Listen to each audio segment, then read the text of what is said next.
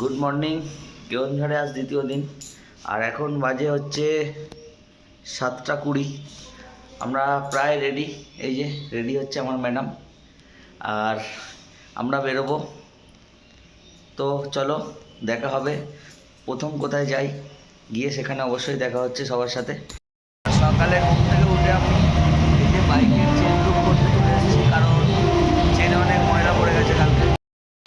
সবাই আমরা পুরো রেডি, আর এখন বাজে 7:30 সকাল। আমরা এই যে আমাদের হোটেল প্রিন্স, এটা হচ্ছে আমাদের হোটেল প্রিন্স, এখান থেকে রওনা দিচ্ছি।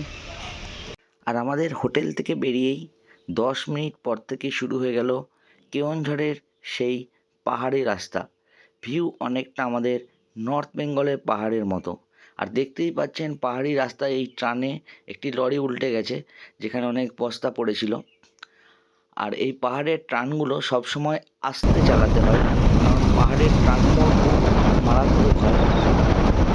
আর এই পাহাড়ি রাস্তার সৌন্দর্য সবসময় আমাকে মুগ্ধ করে। যেহেতু আমরা অক্টোবরের পরে নভেম্বরে গিয়েছিলাম, তাই পুরো চারিদিকে সবুজ ছিল। আর পাহাড়ি রাস্তায় একটু দূরে যেতেই শুরু হলো পুরো ঘন কুয়াশাচ্ছন্ন রাস্তা।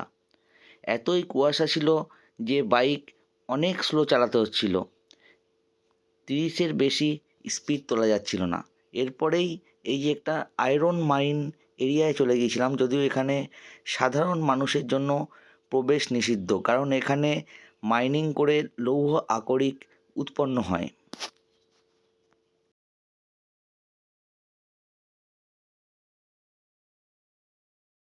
আর আমরা দ্বিতীয় দিনে সবার প্রথমে যাচ্ছি আজকে হান্ডিভাঙা ওয়াটারফলস। হোটেল থেকে যার দূরত্ব হচ্ছে 57 কিলোমিটার।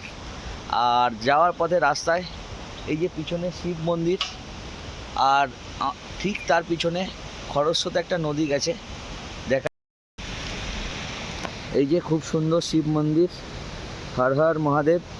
আর পাশে এই যে বজরংবলী, আর পাশেই এই যে নদী গেছে, পুরো খরস্রোতা নদী।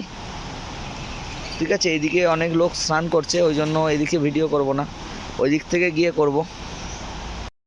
আর এই যে সেই নদীটি। আর এখানে একটাই প্রবলেম, যে কোনো সাইনবোর্ড শুধু উড়িয়া ভাষায় লেখা, হিন্দি অথবা ইংরাজি কোনো ভাষাতেই লেখা নেই। এই জন্য একটু প্রবলেম হচ্ছে মানে নামগুলো জানতে।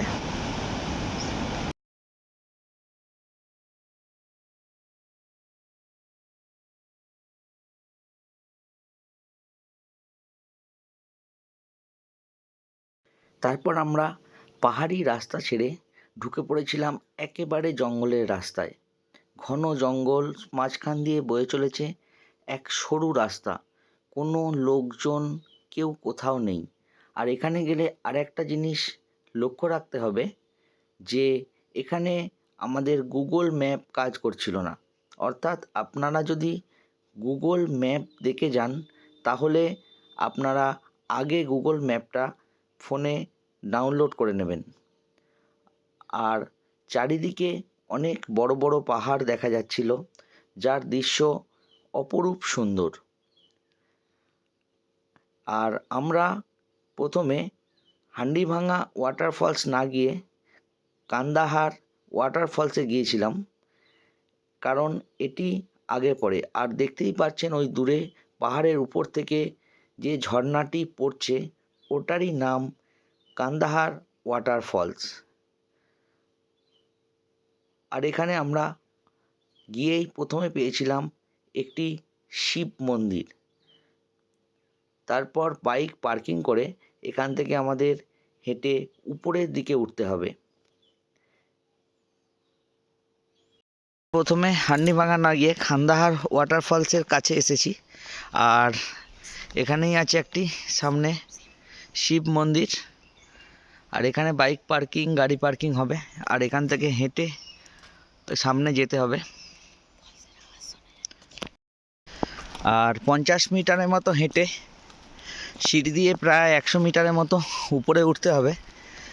আর এখানে রয়েছে অসংখ্য এই যে বানর, আর পাশে এই যে উঁচু বড় বড় পাহাড়।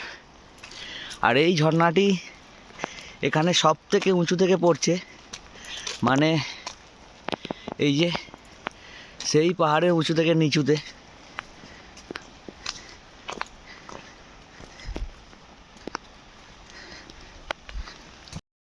আর এটা প্রায় অনেক সিঁড়ি, 150টা তো সিঁড়ি হবেই কমসে কম। আর এই যে ঝর্ণার আওয়াজ শোনা যাচ্ছে। আর ঝর্ণাটা এত উঁচু থেকে পড়ছে, এই জন্যই অনেক দূর থেকে দেখা যায় এই ঝর্ণাটা। আর আমরা এবারে সামনে যাব। আর 50টার মতো সিঁড়ি বাকি আছে, হাফ এসেছি। আর এখান থেকেই প্রায় পুরো ঝর্ণাটাই দেখা যাচ্ছে। এই যে মানে দারুণ দারুণ, তাকালে মনে হচ্ছে উপর দিকে মানে রেনবো টাইপ।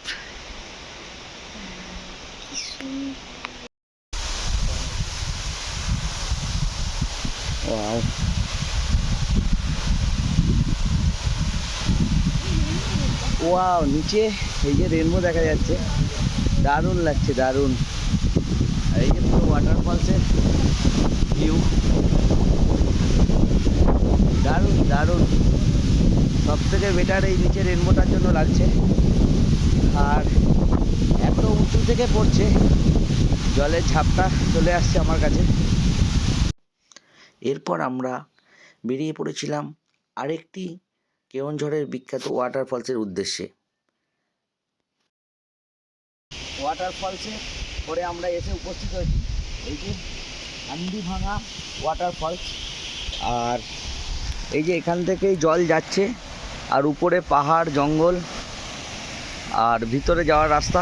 এই যে এখান দিয়ে আমরা ভিতরে যাব, কতটা ভিতরে যেতে হয় সেটাই দেখার। আর প্রায় এখানে আমাদের আসতে লাগলো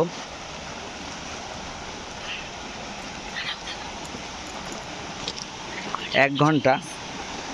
আর এই ওয়াটারফলসটি একটি অফবিট, কারণ এর রাস্তা এই যে পাথুরে মাটির রাস্তা।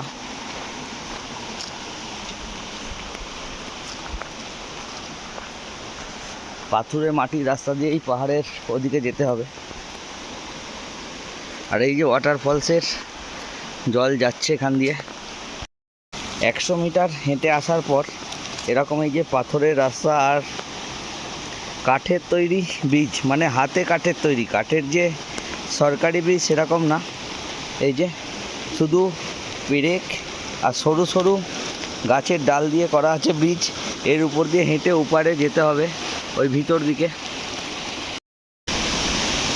প্রায় 200 মিটার হাঁটার পর সেই রকম উঁচু নিচু সিঁড়ি।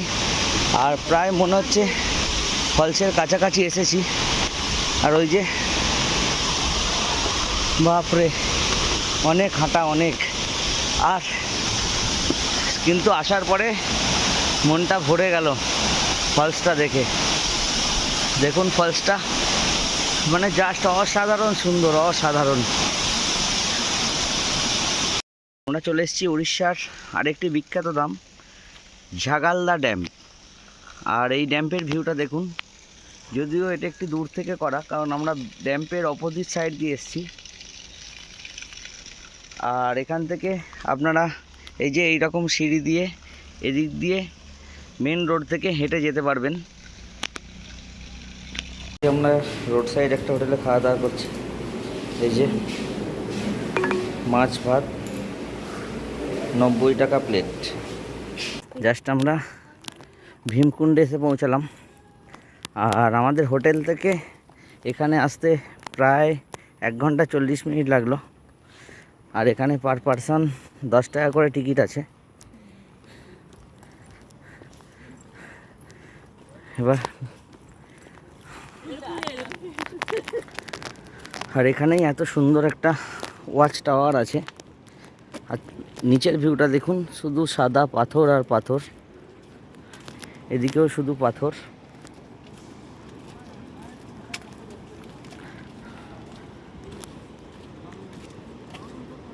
ওয়াও,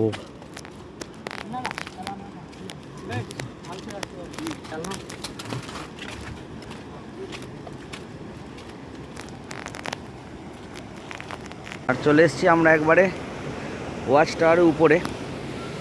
আর উপর থেকে দৃশ্যটা দেখুন, ওখানে ওই যে পুকুরের মতো হয়ে আছে। ভগবান ভীম যখন বনে শিকার করতে বেরিয়েছিলেন তখন ওনার স্নান করার ইচ্ছা হয়েছিল, কিন্তু কোথাও জল না পেয়ে এই যে পাথরগুলো দেখতে পাচ্ছেন গদা মেরে এখানে ফাটিয়ে এটি সৃষ্টি করেন। সেই জন্যই এই জায়গাটির নাম ভীমকুণ্ড।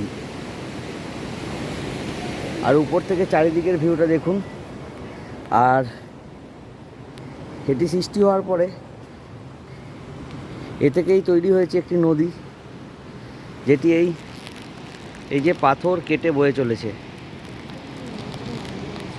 আমরা পৌঁছে গেছি উড়িষ্যার আরেকটি বিখ্যাত জায়গা হচ্ছে সীতাবিঞ্জি। এই যে এই পাথরটা দেখছেন, এটাই হচ্ছে একটা গুহা ছিল আগেকার দিনে। আর ভগবান রাম যখন সীতাকে নিয়ে বনবাসে এসেছিলেন এই গুহায় নাকি বসবাস করত, এটাই কথিত আছে।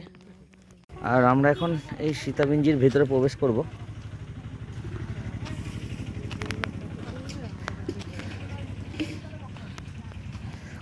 এটা কোনো স্কুল থেকে হয়তো এসেছে এক্সিবিশনের জন্য। আর এই যে এত বড় পাথর, এটা একটা অবাক করা বিষয়। Your destination is on the left.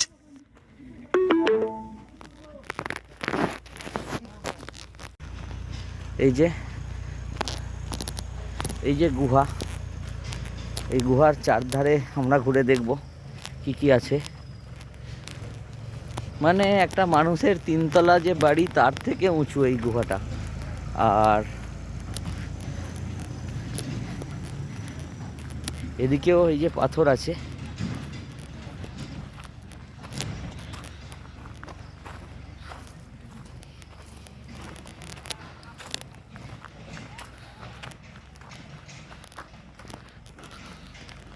Wow,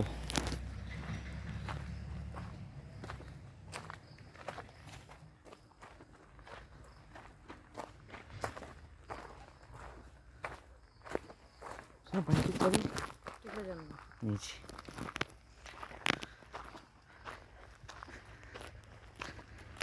আর এদিকেও দু তিনটে এই যে সুবিশাল পাথর আছে।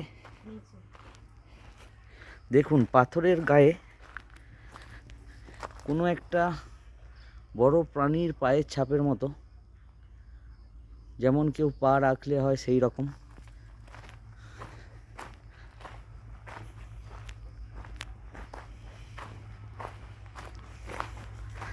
আর এটা দেখে মনে হয় যেন একটা সুবিশাল উঁচু বানানো। এই একটাই শিলাখণ্ড এত বড় কোথাও দেখতে পাওয়া খুব মুশকিল ব্যাপার।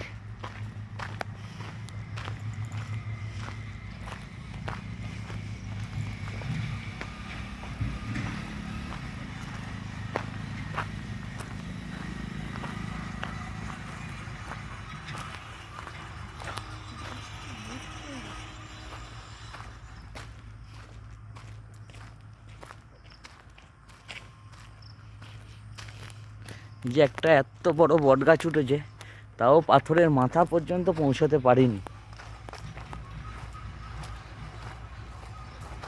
আর এই যে জায়গাটা, এখানেই গুহায় ঢোকার রাস্তা ছিল, যেটি পাথর দিয়ে বন্ধ করা আছে এবং গাছও হয়ে গেছে।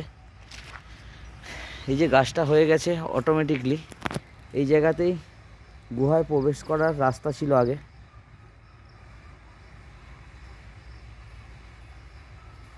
এই সীতাবিঞ্জির ভিতরেই আছে, এই যে সিঁড়ি দিয়ে উপরে ওঠা যায় ব্যাঙের ছাতার মতো। ঠিক সীতাবিঞ্জি থেকে 700 মিটার দূরে এই যে পাথরের গায়ে এরকম খোদাই করা লিপি আছে অনেক, যেগুলো এই যে। আর আমাদের এখানে আসতে একটু সন্ধে হয়ে গেছে, এর উপরে অনেকজন কিছু লিখে রেখেছে, সেই জন্য এগুলি ভালো বোঝা যাচ্ছে না।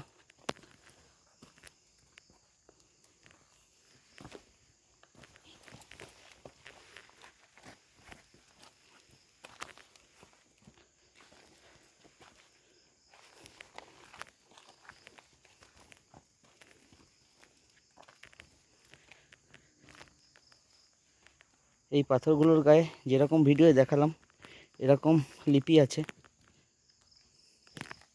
এই যে এই রকম লিপি অনেক ভালো করে লক্ষ্য করলে বুঝতে পারবেন, কিন্তু এখন আর অতটা বোঝা যাচ্ছে না যেহেতু সন্ধে হয়ে গেছে।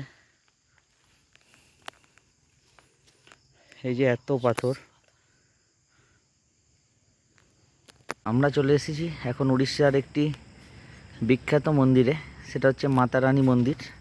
কিন্তু সামনেটা দেখে মনে হচ্ছে যেন সে আমাদের দুর্গা মায়ের যে মুখ থাকে না, ঠিক সেই রকম। আর বাইরে আমরা জুতো খুলে মন্দিরের ভেতরে প্রবেশ করব।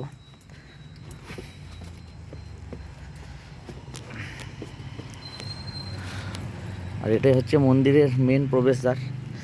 আর সামনেই খুব সুন্দর সুন্দর বিগ্রহ করা আছে। প্রথমে মা লক্ষ্মী, তারপরে এই যে গণেশজি,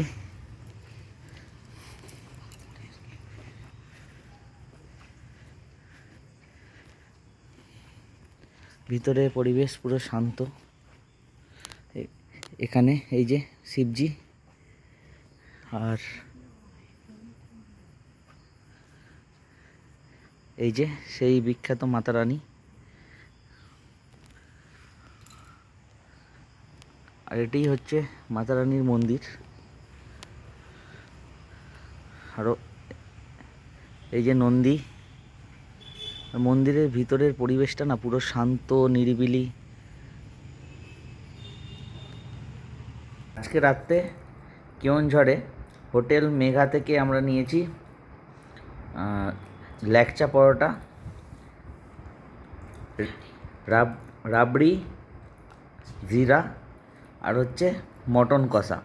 আর সত্যি এখানকার মটন খেলে মন ভরে যাবে। 270 টাকার এক প্লেট মটন কষা অলরেডি 2 পিস খেয়ে নিয়েছি আমরা, মানে 4 জন আরামসে খাওয়া যাবে। আর সত্যি পাহাড়ের মটনের টেস্ট, যে মটন কেমন খেতে সেটা মানে অনুভব করা যাবে।